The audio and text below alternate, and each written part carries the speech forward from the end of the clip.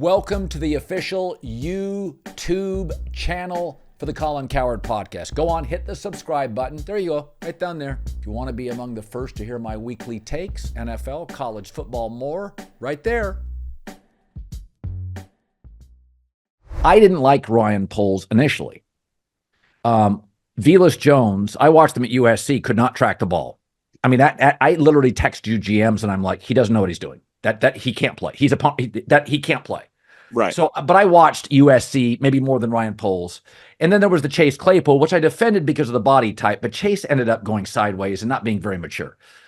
And so my takeaway is I don't trust the ownership, Ryan Poles, Matt Eberflus, and then probably knowing he butchered Velus Jones and knowing that there are certain things about offense like line play, I think he's drafted it pretty well, that he knows. He went and got DJ Moore. He went and got Keenan Allen and moved Mooney. And I thought, oh, and then he brings in Gerald Everett and he's Swift, who's he can catch the ball to the backfield. And I'm like, oh, now new information. I think Ryan Poles knows what he's doing. I think his last 6 moves, I love the Montez Sweat move. It got heat, but I'm like, folks, there's nobody in the second round as good as Montez Sweat. Okay. So right, and no guarantee you'd get him in free agency. That's right. But what is the takeaway? Because the Bears, Eberflus has been criticized, the ownership has, but where is everybody sitting on your GM, which in football is such a substantial position because the rosters are so big and there's so many moves to make?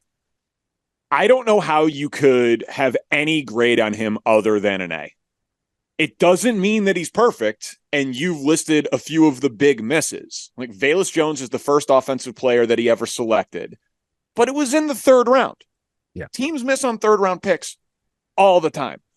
Chase Claypool, it was a panicked move. Yeah. It was, I'm trading away Roquan Smith. I'm trading away Robert Quinn. I'm carrying the most dead cap space of any team in the league, but I am trying to be fair to Justin Fields, who is an 11 out of 10 as a person. And I'd like to figure out if I have something here, I've got to give him something. And he overtraded for the traits of Chase Claypool. And I think he undervalued the personal stuff. Yeah. Because then when he learns the mistake from that and he trades for Montez Sweat, there were a lot of people saying, trade for Chase Young off that defensive line. More talented, better pedigree player, all of that stuff. But he loafs. He takes plays off. Yes. And Montez Sweat, whatever he's got, he's giving it to you. Yeah. And so I think that is a direct, because it's the exact same trade.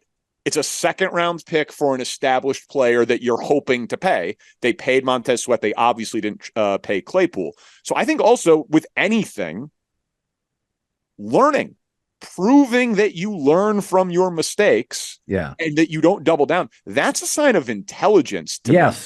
So to me, like, it's like, yeah, did it start a little choppy? No question. But he also inherited one of the oldest teams in the league with a ton of bad contracts, a quarterback that someone else drafted, no 1st-round pick in his first year. So his first draft picks are 2nd-round picks, both of whom, by the way, pretty good. Kyler Gordon and Jaquan Brisker, 2 guys who are starters in one of the best young secondaries in football. Then when he gets a 1st-round pick, a lot of us are saying, Jalen Carter. You need a 3 technique for this defense. He moves down from 9 to 10, picks up an extra 4th-round pick, drafts Darnell Wright, right tackle, to support the quarterback. He makes all-rookie team. Looks like he's going to be a starter at right tackle for 10 years. And then the biggest thing by far, and the Sweat one was big and the Keenan Allen was big, is he trades the number 1 overall pick and picks the right team to trade to. Yeah. Gets DJ Moore, gets the 2nd-round pick that is Tyreek Stevenson, another starter at cornerback who was really damn good last year. Gets the 1st-round pick this year, which is going to be, Caleb Williams, a once-in-a-generation quarterback prospect. He has their 2nd-round pick next year from Carolina. And, oh, yeah, by the way, DJ Moore.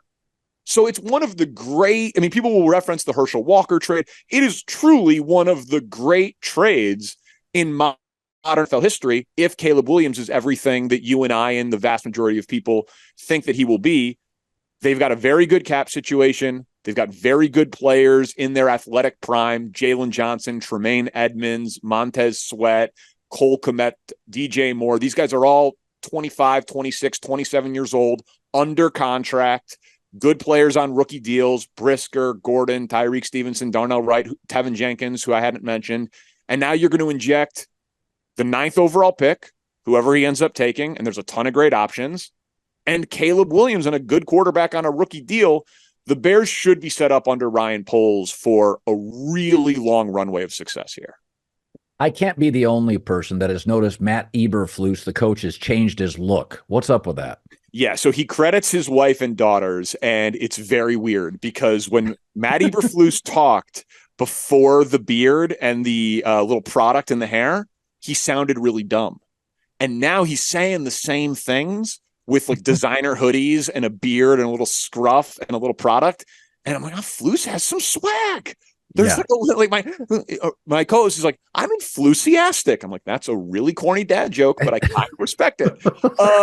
Like he's like, for some reason, like he's like sitting courtside next to handsome Matt LaFleur, and I'm like, ooh, which is the more handsome NFL head coach? Is it Matt LaFleur or is it Matt Eberflus? Like he's carrying himself with a little swag. My problem with Eberflus, a couple of assistant coaches, including his defensive coordinator, who he brought over, Alan Williams, left in disgrace.